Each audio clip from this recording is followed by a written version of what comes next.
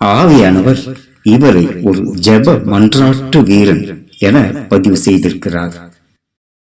இவரை அறிமுகப்படுத்தியவர் தன் நூற்றுக்கணக்கான உடல் ஊழியக்காரர் யாரையும் இப்படி அறிமுகப்படுத்தவில்லை.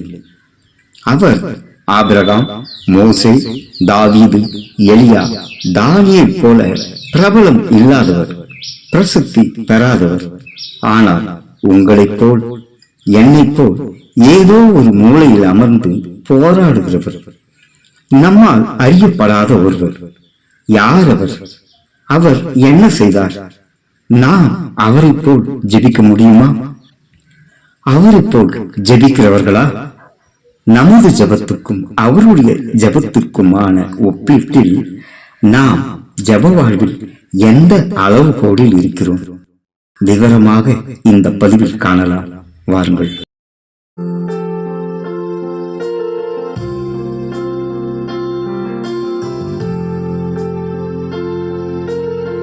கிறிஸ்துவுக்குள் அன்பானவர்களே, ஒரு கற்பனை செய்து பாருங்கள். ஆனால் நீங்கள் செய்யும் கற்பனை ஒரு உண்மை.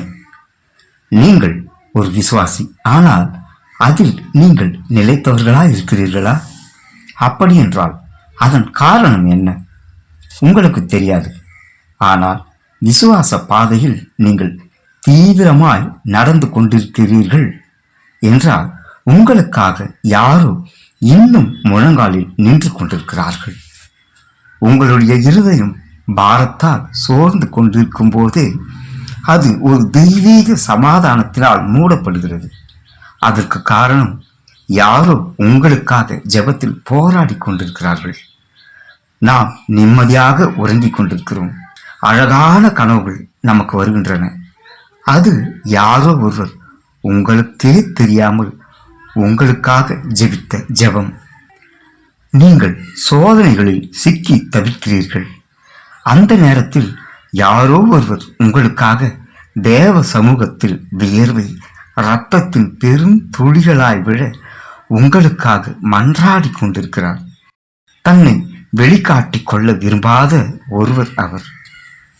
ஐயோ, இந்த சகோதரன், இந்த சகோதரி விசுவாசத்திலிருந்து விழுந்து போகக்கூடாது, நிலைத்து நிற்க வேண்டும் என உங்களுக்காக போராடின ஜெபம் தேவ சமூகத்தில் காத்து கொண்டிருக்கிறது.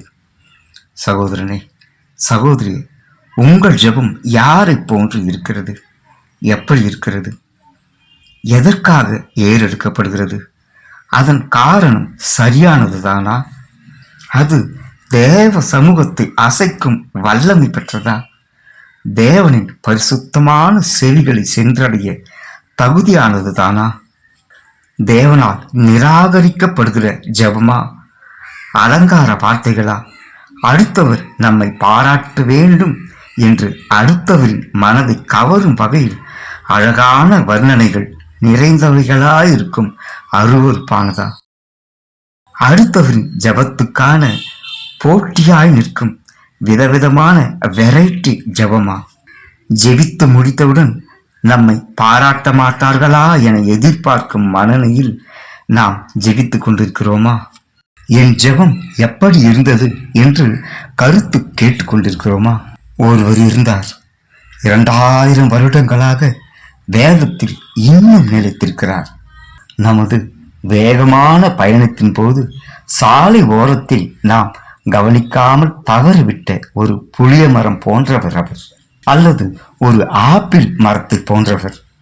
அவரை புளியைப் போல் உணவில் குடும்பத்துடன் சுவைத்து சாப்பிட தன்னை தந்தவர். அவர் ஒரு ஆப்பிள் மரத்தைப் போல மற்றவர்கள் பசியார தன்னையே கொடுத்தவர். நாம் நின்று கவனித்திருக்க வேண்டும். அன்பானவர்களே, நீங்கள் சபையில் ஒரு பொறுப்பில் இருக்கலாம். நீங்களே அந்த சபைக்கு தலைவராகவும் இருக்கலாம். ஒரு இன்றியமையாத முக்கியமானவராக கருதப்படலாம். அல்லது அதிக காணிக்கையை விளம்பரத்துக்காக கொடுத்து உங்களை முக்கியப்படுத்திக் கொள்ள நினைப்பவர்களாக இருக்கலாம். கொடுத்த காணிக்கைகளை வாசிக்கும் போது நமது பெயர் வருகிறதா என வரும் வரை பேசாமல் இருந்து வந்ததை கேட்ட பின்பு நான் இவ்வளவு காணிக்கை கொடுத்த சபையில் முக்கியமானவர் என்பதை காட்டிக்கொள்ள நம் பெயரை கேளாதவர்கள் போல பக்கத்தில் இருப்பவர்களிடம் பேச்சு கொடுத்து பாசாங்கு செய்பவர்களாய் இருக்கிறோமா? ஆனால் கடைசி வரிசையில் ஒரு வயதான, யாராலும் கண்டு கொள்ளப்படாத, முக்கியமற்ற ஒரு முதியவர் எதை பற்றியோ யாருக்காகவோ ஜெபித்துக் கொண்டிருக்கிறார். அதன் விவரம் என்ன? சர்க்கரை வியாதி, இரத்த அழுத்தம் வியாதிகளால் பாதி பார்வை பறிபோன, பல் விழுந்து போன ஒரு முக்காடு போட்ட அம்மா என்னவோ முணுமுணுத்து ஜெபித்துக் கொண்டிருக்கிறாரே, அது என்ன? யாருக்கும் தெரியாது. தேவன் அதை நேரடியாக கேட்டுக்கொண்டிருக்கிறார் என்பதை நாம் அறிந்து கொள்ளாமல் நம் ஜபத்துக்கு சடை பின்னி, அதற்கு சாயம் பூசி, பூக்களால் அலங்கரித்து, வாசனை திரவியங்கள் போட்டு, வளையல்களும் பட்டு புடவைகளையும் உடுத்தி, ஜபத்தை அலங்காரம் நிறைந்த ஒரு உயிரோட்டம் இல்லாத, உயிர் இல்லாத பொம்மையாக, செயற்கைத்தனமானதாக உருவாக்கி மகிழ்கிறோம். நம் வாய்க்குள்ளேயே வார்த்தைகள் முடங்கி போகின்றன. அந்த வார்த்தைகள் சிதிலம் அடைந்தவைகள். அந்த ஜபத்தின் எழுத்துக்களின் கால்கள் முறிந்து போயிருக்கின்றன. அதன் கைகள் நம் பற்களால் கடித்து குதறப்பட்டிருக்கின்றன. அதன் உடல் முழுவதும் நம் நாவின் எச்சில்கள் நிறைந்திருக்கின்றன. அந்த ஜபத்தை நாம் விழுங்கும் பொழுது அது நமக்கு செரிமானமாவதில்லை. ஒரு மாடு தாம் மேய்ந்தவற்றை அசை போடுவது போல நமது சந்தேகமுள்ள, நிறைவுறாத ஜபத்தை நாம் அசை போட்டு கொண்டு அது வேறு விதமாக எப்படி மாற்றலாம் என கற்பனை செய்து கொண்டிருக்கிறோம். மூளையில் அமர்ந்து ஜெபித்தவரின் ஜபம் அவர் வாய்க்குள்ளிருந்து வயிற்றுக்குள் போய்விடவில்லை. அது தேவனின் காதுக்குள் எந்த தடையுமின்றி நேராக போய் சேர்ந்து விடுகிறது. 2000 வருடங்களாக வேதத்தில் இருந்து கொண்டிருக்கிறாரே, அவர் யார்? அவர் ஒரு சிறந்த பேச்சாளன் அல்ல. பரபரப்பை கூட்டும் போலி உபதேசம் செய்கிறவர் அல்ல. மேடையின் மேல் நின்று கொண்டு உங்களுக்காக நான் மனமுருகி ஜெபிக்கிறேன் என்று அழுகை பாசாங்கு செய்து, மக்களை உணர்ச்சி வசப்பட செய்து நடித்து கொண்டு, காணிக்கைக்காக நடித்து பிரசங்கிக்கின்ற பெரிய பிரசங்கி அல்ல. தன் உலக அறிவையும் வேத அறிவையும் பிறருக்கு காட்ட வேண்டும் என்று தன் முனைப்பு காட்டும் தற்பெருமைக்காரன் அல்ல. அவர் அடையாளம் இல்லாதவர், அதிகம் யாராலும் அறியப்படாதவர். மோசே, தாவீது, எலியா, பவுல், பேதுரு போன்று நன்கு அறியப்பட்ட பிரபலம் இல்லாதவர். இவர் வேறு வகையை சேர்ந்தவர். சிலருடைய பெயர்கள் சில வசனங்களில் மட்டுமே வருகின்றன. அவர்கள் அற்புதங்கள் ஏதும் செய்யவில்லை, ஆனால் நிலைத்திருப்பவர்கள்.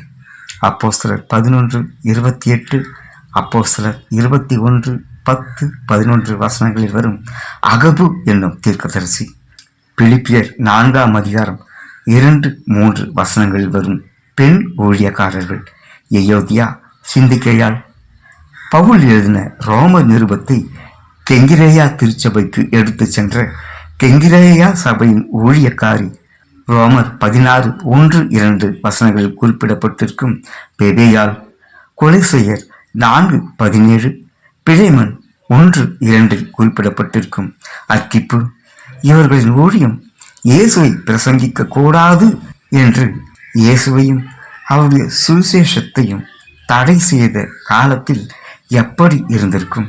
நம்மை போல பொழுதுபோக்கிற்காக கிளம்பி போகிற விஷயம் அல்ல. அங்கே ஜெபிக்கிற ஒரு போராளி இருந்தார். அங்கே ஜெபத்தில் யுத்தம் செய்கிற ஒருவர் இருந்தார். 3 சபைகளை உருவாக்கினவர். கொலோசு, லவோதிகேயா, இராப்பொலி சபைகள். மிகப்பெரிய ஊழியம்தான். பிரசங்கித்தல், சபைகளை உருவாக்கி மந்தையின் ஆடுகளை மேய்த்தல், உபதேசம் எல்லாவற்றையும் தாண்டின ஒரு ஊழியத்தை அவர் நமக்கு காண்பிக்கிறார். மற்றவர்களுக்காக தேவனின் சந்நிதியில் நிற்கிற ஒரு ஊழியம். நாம் குறிப்பிட்ட ஒரு இடத்தில் இருக்கிறோம். என் நண்பன் தூர தேசத்தில் இருக்கிறார் என்று வைத்துக் கொள்வோம். என்னால் அங்கு போக முடியாது. அவருடைய வாழ்வில் இருக்கும் பிரச்சனைகளுக்காக அவரோடு என்னால் நிற்க முடியாது. ஆனால் ஒன்று செய்ய முடியும். தேவனுடைய சந்நிதி அவருக்காக நிற்க முடியும். நீங்கள் உங்கள் நண்பர்களுக்காக அவர்களோடு நிற்பதை விட வலிமையானது தேவ சந்நிதியில் நிற்பது. இதுதான் அந்த ஊழியக்காரரின் ஊழியம். யோபு 1 அதிகாரத்தின் துவக்கத்திலே யோபுவை பற்றி வரலாறு ஒரு சாட்சி கொடுக்கிறது. இரண்டாவதாக தேவன் ஒரு சாட்சி கொடுக்கிறார். பின்பு சாத்தான் ஒரு சாட்சி கொடுக்கிறார். அதே போல இந்த ஊழியக்காரரை பற்றி பவுல் ஒரு சாட்சி கொடுக்கிறார். பவுலோடு 100க்கும் மேற்பட்ட ஊழியர்கள், உடன் ஊழியர்கள் இருந்தார்கள்.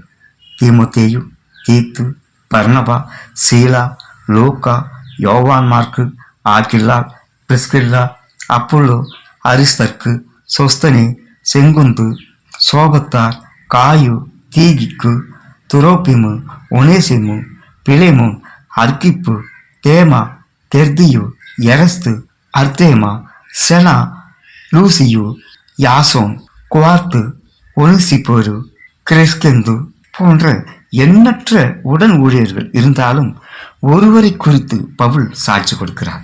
கொலோசையர் 4:12 எப்பாப்பிராவும் உங்களுக்கு வாழ்த்துதல் சொல்லுகிறான் என பவுல் ஆரம்பிக்கிறார். கொலோசையர் 1:7 அவரை பிரியமான உடன் ஊழியக்காரன் என அறிமுகப்படுத்துகிறார். பிலேமோன் 23 கிறிஸ்து இயேசுவின் நிமித்தம் என்னோடே கூட காவலில் வைக்கப்பட்டிருக்கிற எப்பாப்பிராவும் என்கிறார். அவருடைய பின்னணி, வாழ்க்கை பின்புலம் நமக்கு தெரியாது.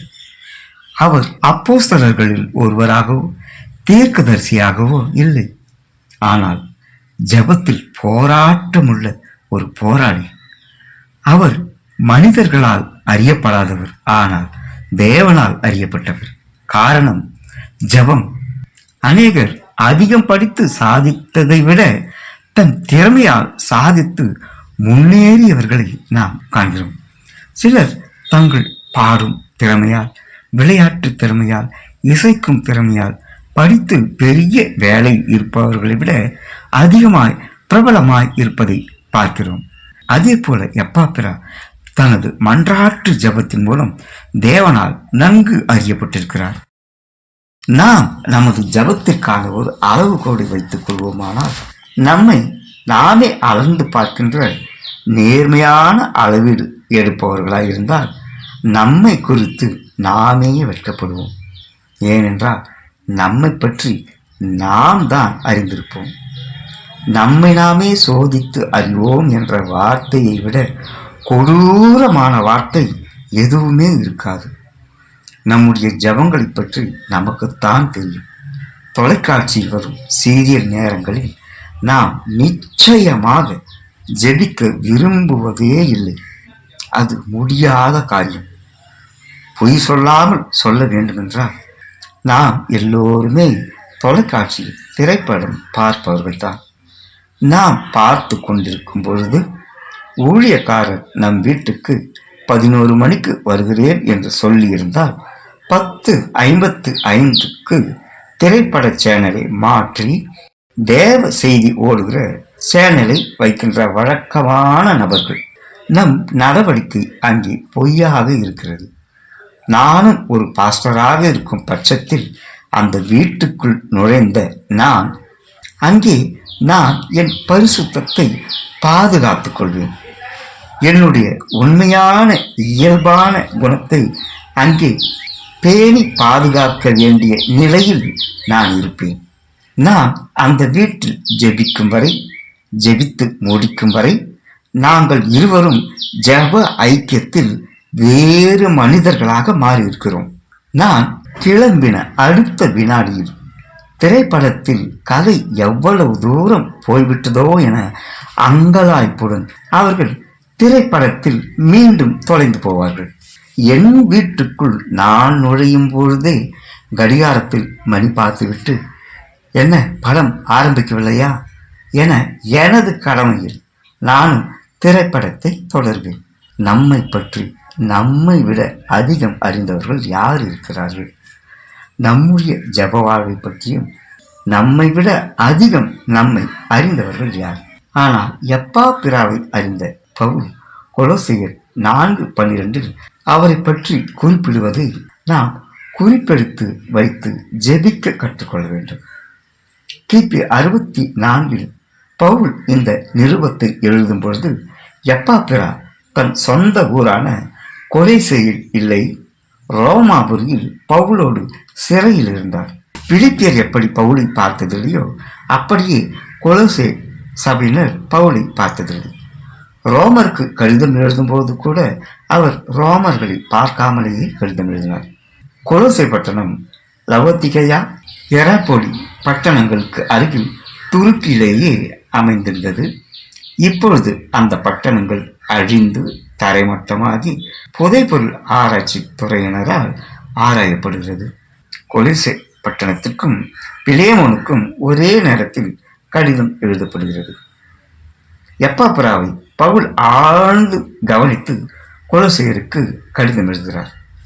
உங்களை சேர்ந்தவனும், அதாவது உங்கள் ஊரை சேர்ந்தவனும் கிறிஸ்துவின் ஊழியக்காரனுமாகிய இவன் நீங்கள் தேவனுக்கு சித்தமானவைகள் எல்லாவற்றிலும் தேறினவர்களாயும் பூரண நிச்சயமுள்ளவர்களாயும் நிலை நிற்க வேண்டுமென்று தன் ஜெபங்களில் உங்களுக்காக எப்பொழுதும் போராடுகிறான். நாம் கொலோசையர் 1:7 பார்க்கும் பொழுது பவுல் வெறுமனே எப்பாப்பிராவும் என எழுதவில்லை, பிரியமான உடன் வேலையாள், உடன் ஊழியக்காரன் என்று பிரியமான உடன் வேலையாள் என்று எழுதுகிறார். பவுலின் ஊழியம் எவ்வளவு பெரியது! அவரோடு உடன் வேலையாள் என்ற பவுலின் அங்கீகாரம் எவ்வளவு பெரியது! ஒரு மனிதனை பற்றி தேவனுடைய ஊழியக்காரன் கொடுக்கும் சாட்சியானது எவ்வளவு தகுதி வாய்ந்தது என நாம் கவனத்தில் கொள்ள வேண்டும். ஒரு ஊழியக்காரர் அடுத்த ஊழியக்காரரை பற்றி அதிகமில்லை, சிறிதும் பேசுவதை விரும்புவதில்லை. ஒருவேளை அவர்கள் மற்றவர்களின் சபையில் சம்பளத்திற்காக பிரசங்கிக்க போவதென்றால் அந்த சபையின் தலைவரை முகஸ்துதியாக ஓஹோவென்று புகழ்ந்து தள்ளிவிடுவார். அதற்கேற்றது போல் சம்பளம் கூடவோ குறையவோ செய்யும். ஆனால் இங்கே பவுல் மனதார எப்பாப்பிராவை பற்றி கூறுகிறார். எப்பாப்பிராவிடம் ஒன்றுமே இல்லை. அவருடைய விசுவாசிகள் 100 கணக்கில் 1000 கணக்கில் இல்லை. ஆனால் அவரிடம் இருந்தது ஜெபம். கொலோசையர் 4:12 ஒரு ஆழமான வார்த்தை இருக்கிறது. தன் ஜெபங்களில் உங்களுக்காக எப்பொழுதும் மன்றாடுகிறார். எப்பொழுதும் என்ற வார்த்தையை நாம் கவனித்துக் கொள்வோம். ஒரு தாய் மிகவும் உடல் நல குறைவால் நீண்ட நாட்களாய் இருக்கும்போது அன்பான ஒரு மகள் தன் தாயை பற்றி எப்பொழுதும் அந்த தாயாரின் சிந்தனையிலேயே இருப்பாள். சாப்பிடும்போது ஜெபிக்கின்ற உணவு ஜெபத்தில் கூட தன் தாயை நினைப்பாள். படுக்கும் பொழுது, நடக்கும் பொழுது, உட்காரும் பொழுது, எல்லா நேரங்களிலும் எப்பொழுதும் அவருடைய அந்த தாயினுடைய நினைப்பாகவே இருப்பாள் என்பது போலவே அவளுடைய தாய் அவளை கேட்டுக்கொள்ளவில்லை. உன் தாய்க்காக ஜெபித்துக்கொள் என்று யாரும் சொல்லவில்லை. ஆனால் ஜெபிக்க தோன்றாத போது கூட ஜெபிக்க தூண்டும் ஒரு ஆழமான ஜெபம் போல் எப்பாப்பிரா ஜெபிக்கிறார். எப்பொழுதும் அது ஒரு நிகழ்ச்சியாக அல்ல, அது ஒரு வாழ்க்கை முறையாகவே அவருக்கு இருந்தது. அடுத்ததாக நாம் இன்னொரு வார்த்தையை கவனிக்க வேண்டும். அது மிகவும் அற்புதமான வார்த்தை. உங்களுக்காக. எப்பாப்பிரா தனக்காக ஜெபித்துக் கொள்வதில்லை, ஜெபித்துக் கொள்ளவில்லை. பிறருக்கு என்ன தேவை என்பதற்காக ஜெபிக்கிறார். இது அனுபவம் மிக்க சுயநலமற்றவர்கள் செய்யும் ஜெபம். நமது ஜெப வாழ்வின் துவக்கத்தில் நாம் நமக்காக மட்டுமே ஜெபித்துக் கொள்வோம். ஆண்டவரே, என்னையும் எங்கள் குடும்பத்தையும் ஆசீர்வதியும் என்போம். தேவன் எப்பொழுதும் நம்மை காக்கிறவர் என்ற முதிர்ந்த நிலை வரும்பொழுது நமது ஜெபங்களில் ஒரு முதிர்ச்சி தெரியும். ஆண்டவரே, அவர்களை எல்லாம் ஆசீர்வதியும் என்ற நிலைக்குள் நாம் வந்துவிடுவோம். எப்பா பிறா எதை போன்ற ஜபத்தை ஏறெடுப்பார்? தேவனே, அவர்களுடைய வாழ்க்கையில் உம்முடைய சித்தம் நிறைவேறட்டும். இந்தப்படியான ஒரு முதிர்ச்சியான ஜபத்தை செய்திருப்பார். எப்பா பிராவில் ஜபத்தின் ஆழம் அடுத்ததாக குறிப்பிடப்படுகிறது. பவுல் எழுதும் பொழுது வெறுமனே அவர் உங்களுக்காக ஜெபிக்கிறான் என்று மட்டும் எழுதவில்லை, அவன் ஜபத்தில் போராடினான் என்று எழுதவில்லை, ஜபங்களில் போராடுகிறான் என எழுதுகிறார். எல்லா ஜபங்களிலும், ஜபிக்கின்ற ஒவ்வொரு ஜபத்திலும் போராடுகிறான். ஒரு போராட்டம் என்பது எதற்காகவோ எதிர்த்து நிற்கிறான் என்று பொருள். அது அவனது ஆவிக்குரிய போராட்டமாக இருக்கிறது. அவர் ஆண்டவரே, கொலோசேயரை ஆசீர்வதியும் என்று ஜெபித்துவிட்டு அடுத்த ஒரு விஷயத்திற்கு தாவி விடவில்லை. அதை உறுதியாக பற்றி கொண்டு யாக்கோபு தேவனோடு போராடியதை போல போராடுகிறான். ஆதியாகமம் 32ஆம் அதிகாரம் 24 32 வரை நாம் படித்து பார்ப்போம். ஆனால் என்ன போராட்டமான ஜெபம் அது! கொலோசை சபையினர் தேறினவர்களாக இருக்க வேண்டும், புத்தி தெளிவில்லாதவர்களாக, ஆவிக்குரிய வளர்ச்சி இல்லாதவர்களாக இருக்கக்கூடாது என்ற தன் விசுவாசிகளை குறித்த பக்தி வைராக்கியம். இரண்டாவதாக, அவர்கள் பரிபூரண நிச்சயம் உள்ளவர்களாக இருக்க வேண்டும். மூன்றாவதாக, அவர்கள் தேவனுடைய சித்தம் எல்லாவற்றிலும் நிலை நிற்க வேண்டும். எப்பா பிறா தேவனிடத்தில் ஜெபிக்கும் பொழுது, தேவனே, கொலோசை பட்டணத்தில் சபையில் உள்ளவர்களுக்கு பண உதவி செய்யும் என்றோ, அவர்களுக்கு சுகத்தை தாரும், அவர்களுக்கு விரோதமாய் எழும்புகின்ற வல்லமைகளை, விரோதிகளை அழித்துவிடும் என்றோ ஜெபிக்கவில்லை. மாறாக அவர்கள் தேவனுடைய சித்தத்தில் நிலைத்திருக்க வேண்டும் என்று போராடி ஜெபிக்கிறார். தேவனுடைய சித்தம் எதுவோ அதை புரிந்து கொண்டு அதில் நிலைத்திருக்கும் வாழ்க்கையே மிகப்பெரிய ஆசீர்வாதம் என்பதை எப்பா பிறா ஆழமாக உணர்ந்திருக்கிறார். அன்பானவர்களே, நாமும் நமது சோதனையில் வீழ்ந்து போகாமல், விசுவாசத்தில் தளர்ந்து போகாமல், சுவிசேஷ பணியில் துவண்டு போகாமல் இருக்க யாரோ ஜபத்தில் நமக்காக போராடி கொண்டிருக்கிறார்கள். யாருக்கென்று குறிப்பிடாமல் பொதுவாக அவர்கள் போராடி கொண்டிருப்பதில் நாமும் அடங்கியிருக்கிறோம். நம்மை அவர்களுக்கு தெரியாமல் இருக்கலாம், ஆனால் நாம் எப்படி இருக்க வேண்டும், எந்த ஆசீர்வாதம் நமக்காக ஜபத்தில் நினைக்கப்படுகிறது என்பதை தேவன் அறிந்தவராய் இருக்கிறார். சுவிசேஷ பணி செய்கிற ஒவ்வொருவரையும் ஆசீர்வதியும், ஜப ஊழியம் செய்யும் அனைவரையும் ஆசீர்வதியும் என்று யாரோ ஒருவர் ஜெபிக்கும் ஜபத்தில் நீங்களும் நானும் அடங்கியிருக்கிறோம். கர்த்தர் அந்த ஜபத்திற்கு பதில் கொடுப்பதற்காகவே உங்களையும் என்னையும் ஆசீர்வதிக்கிறார். நம்முடைய ஊழியத்தின் அளவுகோல் என்ன? எத்தனை பேர் நம் ஜபத்தை ரசித்தார்கள்? எத்தனை பேர் என் செய்தியை கேட்டு பாராட்டினார்கள்? என் முகம் யார் யாருக்கு தெரியும்? நான் எவ்வளவு பிரபலமாக இருக்கிறேன்? இவையெல்லாம் நம்முடைய அளவுகோள்கள். ஆனால் தேவனின் அளவுகோல் வேறாயிருக்கிறது. நாம் யாருக்காக மன்றாடினோம்? யாருக்காக போராடி ஜெபித்தோம்? யாருடைய விசுவாசம் ஒழிந்து போகக்கூடாது என ஜெபித்தோம்? யாரோ புதிதாக ஆரம்பித்த ஊழியம் தேவனுக்கு ஏற்றதாக, தேவ மகிமைக்கு ஏற்றதாக விரிந்து பரவ வேண்டும் என்று நாம் ஜெபித்தோமா? உண்மையான ஊழியக்காரன் உண்மை நிலைத்திருக்க வேண்டும் என்று ஜெபித்தோமா? நிற்கிறவன் விழுந்து போகாதபடி எச்சரிக்கையாக இருக்க வேண்டும் என்று அவர்களுக்காக ஜெபித்தோமா? இதைத்தான் பரலோகம் எதிர்பார்க்கிறது, தேவன் எதிர்பார்க்கிறார். ஒரு பிரபலமான பிரசங்கியார் மேடையில் வல்லமையோடு நிற்க, நாங்கள் ஒரு குழுவாக பின்னால் நின்று அவருடைய பிரசங்கத்திற்காகவும் அவருடைய ஜபத்திற்காகவும் மிகவும் ஊக்கமாய் ஜெபிப்போம். அவர் என்ன செய்தி கொடுக்கிறார், அங்கே மேடையில் ஆயிரக்கணக்கான மக்களுக்கு முன்னால் என்ன நடந்தது, என்ன நடக்கிறது என்று எங்களுக்கு தெரியாது. ஆனால் சகோதரர்கள் ஒருவர் கையை ஒருவர் பிடித்து ஒரு மனித சங்கிலி கை கோர்த்தது போல கைகளை கோர்த்து கொண்டு ஜெபித்துக் கொண்டிருப்போம். அந்த பிரசங்கியார் வல்லமையாக பேச கீழே அமர்ந்திருப்பவர்களும் ஜெபித்திருக்கலாம். தேவனுடைய வார்த்தை மட்டும் அவர் வாயிலிருந்து வர வேண்டும் என சில பேர் ஜெபித்துக் கொண்டிருக்கலாம். என் பிரச்சனை தீர வேண்டும் என சிலர் ஜெபித்திருக்கலாம். ஆனால் அந்த ஜெபம் ஒரு பெரிய மாற்றம் செய்யாமல், பலனை தராமல் ஒரு பொழுதும் வெறுமனே திரும்புகிறதில்லை. கொலோசை பட்டணத்தாரின் விசுவாச வாழ்க்கையின் பின்னே எப்பாப்பிராவின் போராட்டமான ஜெபம் இருந்தது. நம்மை யாரும் கவனிக்காமல் போகலாம், புறம் தள்ளலாம், உன் ஜெபம் சரியில்லை என்று ஒதுக்கலாம். அந்நிய பாஷையில் ஜெபிக்க உனக்கு வரவில்லை, அதனால் உன் ஜெபத்தில் வல்லமை இல்லை என நிராகரிக்கலாம். உன்னை அழைத்து கனப்படுத்தாமல் இருக்கலாம். உன்னுடைய பெயரை தவிர்க்கலாம். உன்னுடைய ஊழியத்தை அலட்சியப்படுத்தலாம். ஆனால் 100% தேவன் உன்னை அங்கீகரித்திருக்கிறார்.